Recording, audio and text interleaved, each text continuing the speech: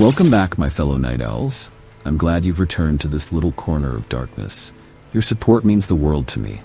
It's what keeps these chilling tales alive and well. So thank you for being here. Now, I'm not here to beg for likes, but I genuinely appreciate every bit of encouragement you send my way. If you enjoy what you see, perhaps consider giving this video a thumbs up. It really helps keep the shadows at bay. Before we dive into tonight's hair-raising story, I have a little horror trivia for you. What is the name of Neve Campbell's character in Scream? Pop your answer in the comments.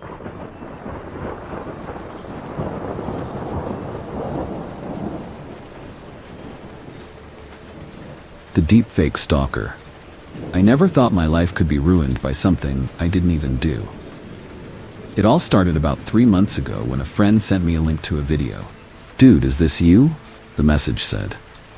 I clicked on it, thinking it was probably just some funny meme. But what I saw made my stomach drop. It was me, or at least it looked exactly like me, shoplifting from a local electronics store. The thing is, I've never stolen anything in my life. At first, I thought it was just a really good lookalike. But then more videos started popping up. Me teeing cars in a parking lot, me getting into a bar fight, me vandalizing a park, all things I'd never done. I tried to brush it off as some elaborate prank, but then the police showed up at my door. They had questions about an assault that happened downtown. They had video evidence of me doing it. I tried to explain that it wasn't me, that I'd been home all night, but they didn't believe me. I was lucky that time. My roommate vouched for me, said I'd been playing video games with him when the assault happened. The cops left, but I could tell they were suspicious. That's when I started researching. I'd heard about deepfakes before, but I didn't realize how advanced they'd become. Someone was using AI to put my face on other people's bodies, creating fake videos of me committing crimes. I tried to figure out who was doing this to me. An ex-girlfriend? A jealous coworker? But I couldn't think of anyone who'd go to such extreme lengths to ruin my life. Things got worse. My boss called me into his office one day. Someone had sent him a video of me bad-mouthing the company and sharing confidential information. It didn't matter how much I denied it, he fired me on the spot. My friends started avoiding me. My family was worried. Everywhere I went, people looked at me like I was some kind of criminal. I felt like I was losing my mind. I went to the police, tried to explain what was happening. They said they'd look into it, but I could tell they didn't really believe me. How could they, when there was so much evidence against me? I've become paranoid. I'm afraid to leave my apartment because I don't know what crime I'll be accused of next. I've deleted all my social media, but it doesn't matter. The videos keep coming. Last week, I got a text from an unknown number. It just said, "Having fun yet? This is only the beginning." I tried to trace it, but it led nowhere. I don't know what to do. How do you prove your innocence when there's video evidence of you committing crimes? How do you fight against something that looks so real, even though it's fake? I'm writing this as a warning. With AI getting better every day, this could happen to anyone. Watch what you post online. Be careful who you trust. Because in a world where seeing isn't believing anymore, none of us are safe. If you have any idea how to fight this, please help. I'm desperate. My life is falling apart, and I don't know how to stop it.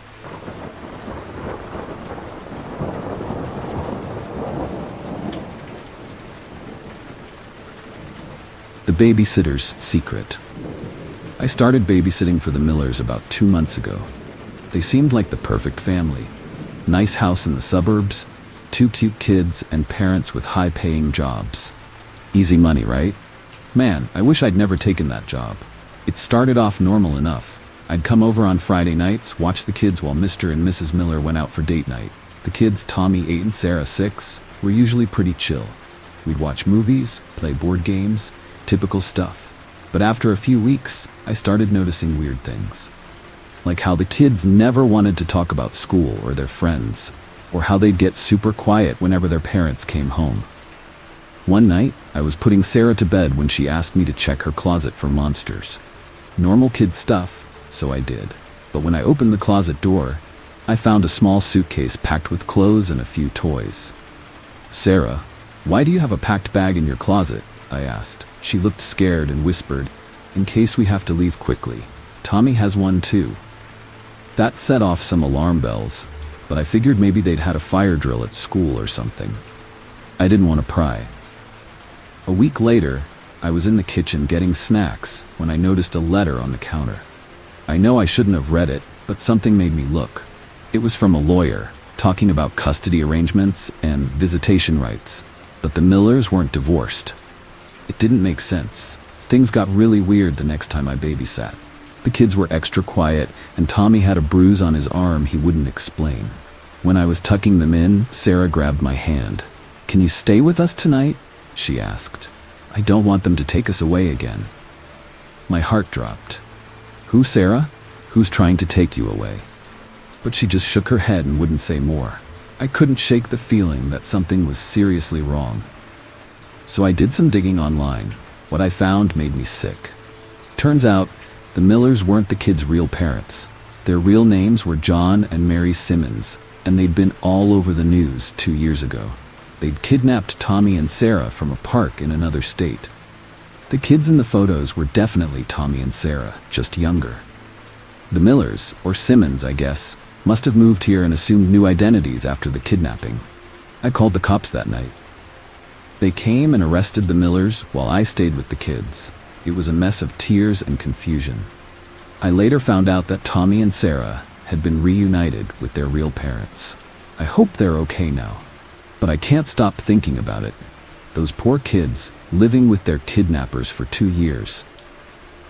And I was there in that house, never realizing the truth.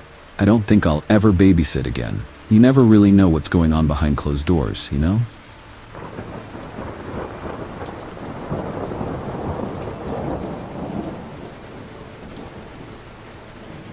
The haunting melody.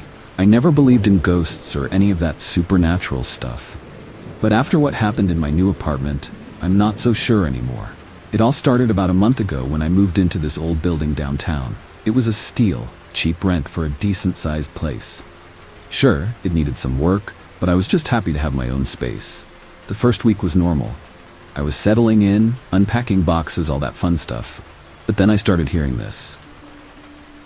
Music. It was really faint at first, like someone playing a radio in another apartment. I didn't think much of it, but as days went by, the music got clearer. It was always the same song, this haunting melody I'd never heard before. It sounded old, like something from the 1940s maybe. The weird thing was, I could never figure out where it was coming from. Sometimes it seemed to be coming from the walls, other times from the floor or ceiling. I asked my neighbors if they heard it too, but they all looked at me like I was crazy. The landlord wasn't any help either. He just shrugged and said the building was old, pipes make noise, you know the drill. About 2 weeks in, I started noticing other stuff. The temperature would drop suddenly in certain rooms. Objects would move when I wasn't looking. Once, I woke up to find all the pictures on my walls turned upside down, but the music was constant. It was driving me nuts. I couldn't sleep, couldn't concentrate on work. I started doing some research on the building's history, hoping to find an explanation. That's when I stumbled on an old newspaper article from 1943. There was a picture of a young couple. The guy was in a military uniform, the girl in a pretty dress. The headline read, "Local soldier missing in action. Fiancé refuses to give up hope." The article said the girl, Sarah, would play their favorite song on the piano every night, waiting for her love to return. She never stopped, even years after the war ended. She lived in my apartment until she died in the 1990s. I don't know why, but that night I spoke out loud to the empty room. I told Sarah I was sorry about what happened, that it must have been hard to wait for so long. The music stopped mid-note. The silence was deafening. Then I heard a whisper, right next to my ear. "He's home now." I felt a cold hand on my shoulder. When I turned around, I saw them, the couple from the photo. They smiled at me, then faded away. The music hasn't played since that night, but sometimes when I'm half asleep, I swear I can hear faint laughter and whispered conversations. It's like they're still here, finally reunited. I'm not scared anymore. Actually, it's kind of comforting knowing they found each other in the end. I just hope they don't mind me crashing their eternal reunion. So yeah, that's my ghost story. Not super terrifying, I guess, but it sure changed how I see things. Anyone else ever experienced something like this?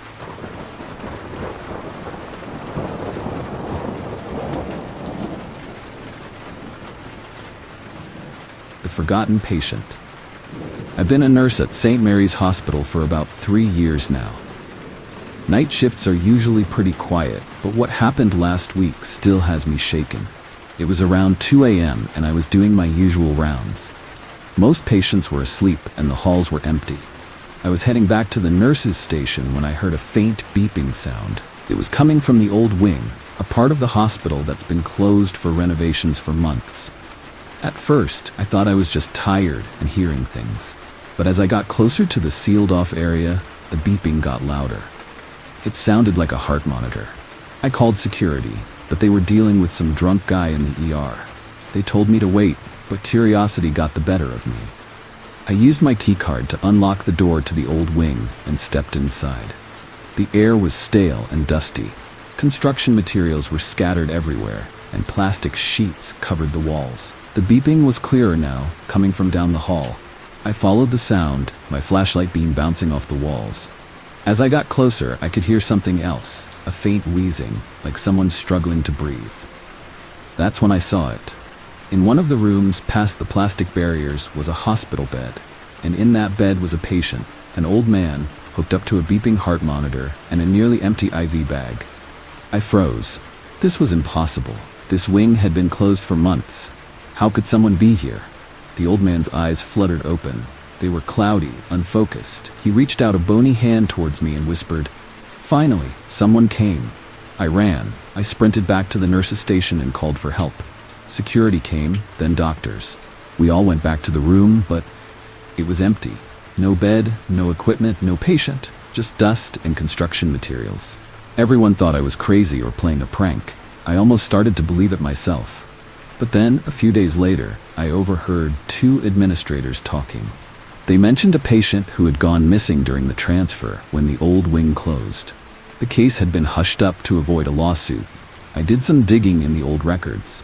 I found him, Arthur Jenkins, 87 years old, admitted for pneumonia, last seen in the old wing on the day it closed. Current status, deceased. But that's not possible. I saw him, he spoke to me, and sometimes, late at night, I swear I can still hear that faint beeping coming from behind those sealed doors. I don't know what to do. I can't prove what I saw, and I'm afraid of losing my job if I keep talking about it.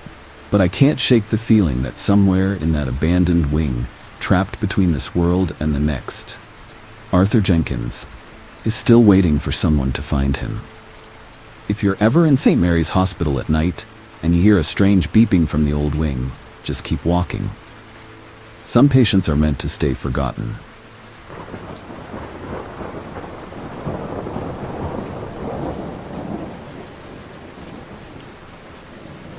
The last will. I never really knew my great-aunt Mildred. She was this eccentric old lady who lived in a huge Victorian house on the outskirts of town. When she died last month, we were shocked to learn she'd left everything to my family. The catch? We had to live in her house for a full week before we could claim the inheritance. At first it seemed like a sweet deal. A week's vacation in a mansion? Sign me up. My parents, my little sister Emma, and I moved in on a Sunday afternoon. The place was impressive, but kinda creepy. Lots of old paintings, antique furniture, that sort of thing. The first couple of days were uneventful. We explored the house, found some cool hidden rooms, and generally just chilled. But on the third night, things got weird. I woke up around 2 a.m. to the sound of piano music. It was faint, like it was coming from far away. I figured someone had left a radio on or something. I went to check it out, following the sound to the library on the second floor. The music was louder there, but I couldn't find any source. As I was about to leave, I noticed one of the books on the shelf was sticking out slightly. When I pushed it back in, I heard a click. A hidden door in the bookcase swung open, revealing a narrow staircase. I know. In horror movies, this is where the dumb character goes investigating alone. But I was curious and still half asleep. I grabbed my phone for light and headed up. The stairs led to a small room in the attic. There was an old piano in the corner, covered in dust. The music had stopped. I was about to head back down when I heard a voice behind me. "You shouldn't be here, dear." I spun around. There was an old woman sitting at the piano, her fingers hovering over the keys. She looked wrong somehow, like she wasn't quite solid. I ran, bolted down those stairs faster than I've ever moved in my life. I slammed the hidden door shut and didn't stop until I was back in my room, heart pounding. The next morning, I told my family what happened. They didn't believe me, of course, but over the next few days, they started experiencing things too. Emma's dolls would move on their own. Mom kept hearing whispers when she was alone. Dad swore he saw a man in old-fashioned clothes walking through a wall. We wanted to leave, but the lawyer said we'd forfeit the inheritance if we did. So we stayed, huddling together at night, jumping at every creak and shadow. On the last night, I woke up to find everyone gone from their beds. I searched the house, calling for them. Finally, I ended up back in that attic room. They were all there, sitting around the piano with that old woman. They turned to look at me, but their eyes were empty, like they weren't really there anymore. The old woman smiled at me. "Welcome to the family, dear," she said. "We've been waiting for you. I'm writing this from my room in the house. It's been 3 weeks since that night. I can't leave. None of us can. But hey, at least we got the inheritance, right? Just, if you ever inherit a house from a relative you never knew, maybe think twice before moving in."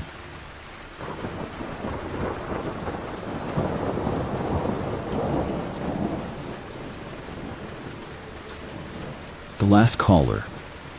I've been a 911 dispatcher for about 2 years now. Night shifts can get pretty weird, but nothing could have prepared me for what happened last Tuesday. It was around 3 a.m., that dead time when calls usually slow down. I was sipping my third coffee trying to stay awake when the line lit up. I answered with my usual 911, "What's your emergency?" The voice on the other end made my blood run cold. It was my voice. Not just similar, but exactly my voice, down to the way I say certain words. "Hello, Jake. I don't have much time," the voice said. "I'm you, from 3 days in the future. You need to listen carefully." I almost hung up. This had to be a prank, right? But something in the voice, my voice, stopped me. It sounded desperate, scared. "I know this sounds crazy," the voice continued. "To prove I'm you, remember that scar on your left knee from when you fell off Billy's treehouse in 3rd grade? The one you've never told anyone about because you were embarrassed?" My hand instinctively went to my knee. This was impossible. What do you want?" I managed to stammer out. "In exactly 72 hours, you're going to receive a call. A woman will say her ex-boyfriend is trying to break into her house. You'll dispatch officers, but they'll be too late. She'll die, Jake, and it'll be our fault." I felt sick. How is that our fault? We're just the dispatcher. Because we hesitate. We don't take her seriously at first. We waste precious minutes, and those minutes cost her her life. I couldn't believe what I was hearing. "Why are you telling me this? How are you even calling me?" "I don't know how this is possible," my future self said. "After it happened, I was a wreck. I couldn't sleep, couldn't eat. I kept wishing I could go back and change things. Then tonight, or 3 nights from now for you, I picked up the phone to call my mom, and somehow, I reached you instead." The line started to crackle. "I'm losing the connection," future me said urgently. "Remember, 72 hours from now, her name is Sarah Lawson, 1487 Oakwood Drive. Don't hesitate, send help immediately. You can save her, Jake. You can." The line went dead. I sat there stunned. This couldn't be real. But how did they know about my scar, about my name? For the next 3 days, I was a nervous wreck. I kept expecting someone to jump out and yell, "Gotcha!" But nothing happened. Then, 72 hours later, the call came in. A panicked woman. "Sarah Lawson, 1487 Oakwood Drive." My hands shook as I dispatched officers immediately. They got there in time. They caught the guy trying to break in. Sarah was safe. After my shift, I drove by Oakwood Drive just to see.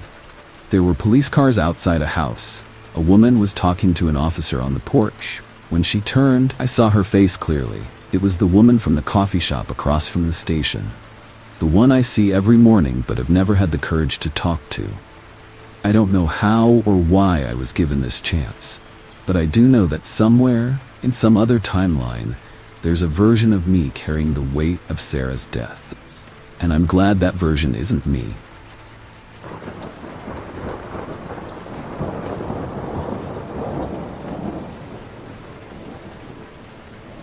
The sinister game. So this happened about a month ago, and I'm still trying to make sense of it. My buddies and I were hanging out at Jake's place, bored out of our minds. We'd already binged all the new shows and were sick of video games. That's when Jake remembered this old board game his grandma left him. He dug it out of the closet, this dusty wooden box with weird symbols carved into it. The game was called Whispers of the Mind or something like that. We were skeptical at first, but hey, anything was better than another night of mindless scrolling. The rules were simple. Roll the dice, move your piece, and draw a card. But here's where it got weird. Each card had a question about your deepest fears. Like, not just are you afraid of spiders, but really personal stuff. We laughed it off and started playing. At first, it was kind of fun. We learned some messed up things about each other, sure, but it was all in good fun. Then it was my turn. I drew a card that asked about my fear of abandonment. I'd never told anyone about that, not even these guys. But somehow I felt compelled to answer honestly. As soon as I finished talking, the lights flickered. We all jumped, but figured it was just a power surge or something. We kept playing. Things started getting creepy when it was Mike's turn. His card was about his fear of drowning. Right after he answered, we heard this gurgling sound coming from the kitchen. We went to check it out and found the sink overflowing, water spilling onto the floor. But we hadn't heard it running at all. We were freaked out, but chalked it up to coincidence. Big mistake. Each round, something related to our fears would happen right after we answered.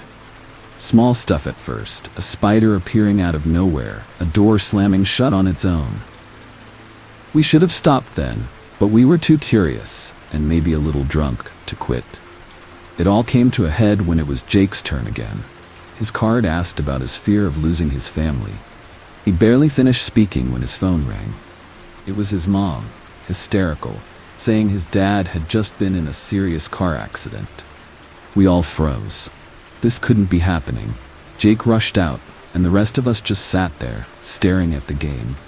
That's when we noticed the pieces had moved on their own, spelling out "keep playing" on the board.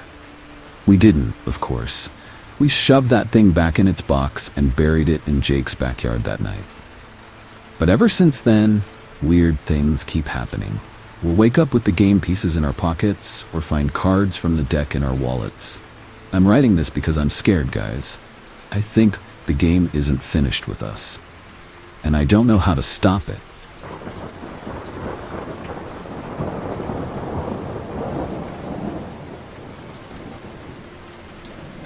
The last wish.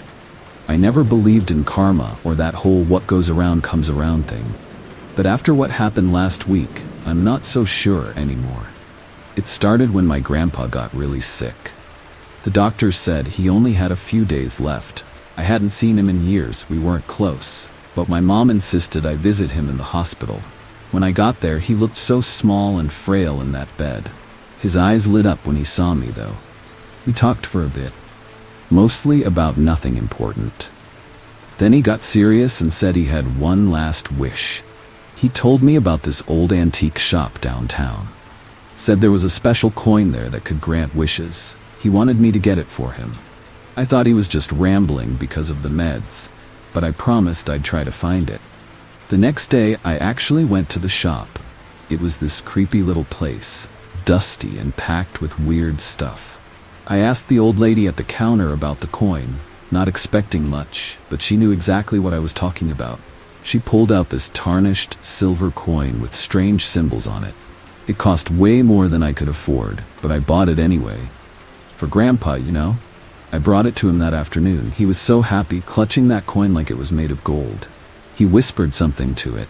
His wish, I guess, and then just died. Right there, holding my hand. I was in shock. The nurse came in and started doing all the stuff they do when someone passes. In the commotion, I pocketed the coin without thinking. That night, I couldn't sleep. I kept thinking about Grandpa and that damn coin. Around 3 a.m., I got it out and looked at it. The symbols seemed to move in the dim light. Without really meaning to, I found myself wishing I could go back and fix things with Grandpa. Suddenly, everything went black. When I opened my eyes, I was in my old bedroom. From high school, I looked in the mirror and nearly screamed. I was 17 again. At first, I thought it was amazing, a chance to do everything over. But then things got weird. People I knew were different. Some friends didn't exist. My parents acted like strangers. I tried to visit Grandpa, but no one knew who he was. It was like he'd never existed. I started to panic, tried to find that shop again. It wasn't there. Nothing was where it should be. Now I'm stuck here, in this twisted version of my past. Every day, things get a little more wrong, a little more off. I don't know how to get back. I don't know if I can. Be careful what you wish for, I guess. Sometimes the past is better left alone.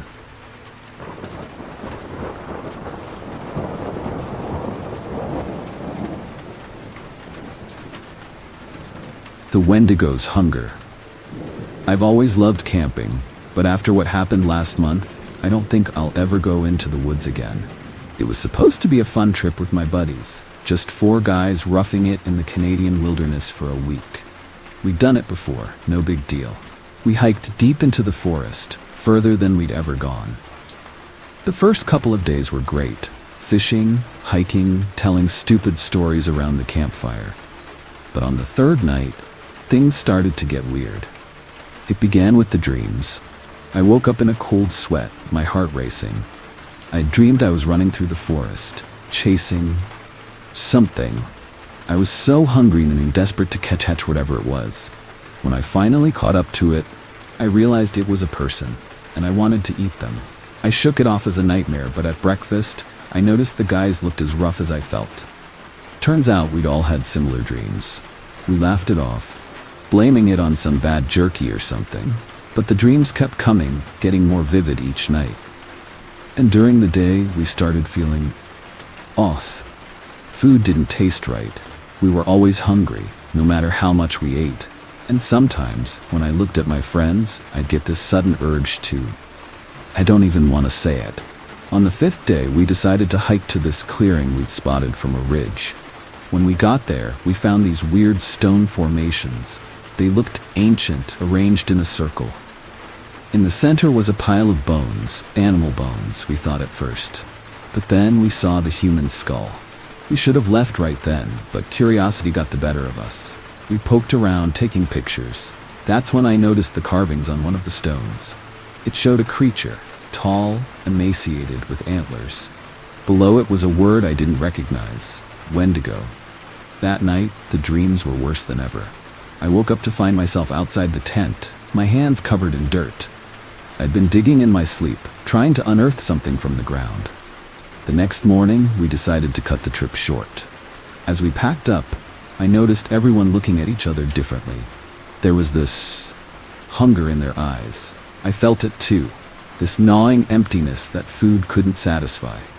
On the hike back, we started hearing things, whispers in a language we didn't understand, footsteps following us, always just out of sight. And sometimes, when I turned quickly, I could swear I saw something tall and skeletal watching us from between the trees. We made it back to civilization, but something followed us home. I still have the dreams. I wake up with dirt under my fingernails, and the hunger. God, the hunger never goes away. I think we woke something up in those woods, something old and hungry, and I'm terrified it's not done with us yet.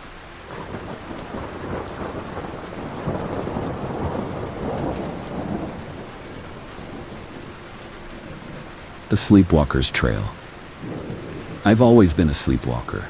As a kid, my parents would find me in weird places, the bathtub, the kitchen floor, once even on the front porch. But as I got older, it seemed to stop, or so I thought. It started about a month ago. I woke up one morning feeling exhausted, like I hadn't slept at all. My feet were sore, and there was dirt under my fingernails. I figured I must have gone for a late-night stroll in the backyard and forgot about it, but then it happened again and again. Each morning, I'd wake up tired, sometimes with scratches on my arms or leaves in my hair. I started locking my bedroom door, but somehow I'd still end up outside. I decided to set up a camera in my room to see what was happening. The first few nights, nothing. Just me sleeping soundly. But on the fourth night, around 2 a.m., I saw myself sit up in bed. My eyes were open, but there was something off about them. Empty, somehow. I watched as I got out of bed, went to my window, and opened it. Then I climbed out. The camera couldn't see where I went after that. I was freaked out, but also curious. Where was I going? What was I doing out there? So the next night, I tied a piece of string to my ankle and let it trail behind me. When I woke up, I followed it. The string led me out of my yard, down the street, and into the woods behind our neighborhood. It went on for what felt like miles, deeper into the forest than I'd ever been. Finally, I came to a small clearing. What I saw there made my blood run cold. The ground was disturbed, like something had been digging. And there, half buried in the dirt, was a shoe, a child's shoe. I ran home and called the police. They came and investigated, but they couldn't find anything. The shoe was gone. They said animals probably dug it up and carried it off. But I knew what I saw, and I was terrified of what it might mean. I started taking sleeping pills, anything to keep myself from sleepwalking. But they just made it harder to wake up. I'd find myself in that clearing, dirt under my nails, with no memory of how I got there. Last night was the worst. I woke up in the woods again, but this time I was holding something. A small, dirty backpack. Inside was a child's jacket and a school ID. The picture was of a little girl who'd gone missing from our town a few weeks ago. I don't know what to do. I can't go to the police. How could I explain this? They'd think I was involved in her disappearance. But what if I am? What if there's some part of me, some dark, hidden part, that's doing terrible things while I sleep? I'm afraid to sleep now. Afraid of where I'll wake up, what I'll find. But most of all, I'm afraid of what I might be capable of when I'm not in control. If anyone has dealt with something like this before, please help. I don't know how much longer I can handle this on my own.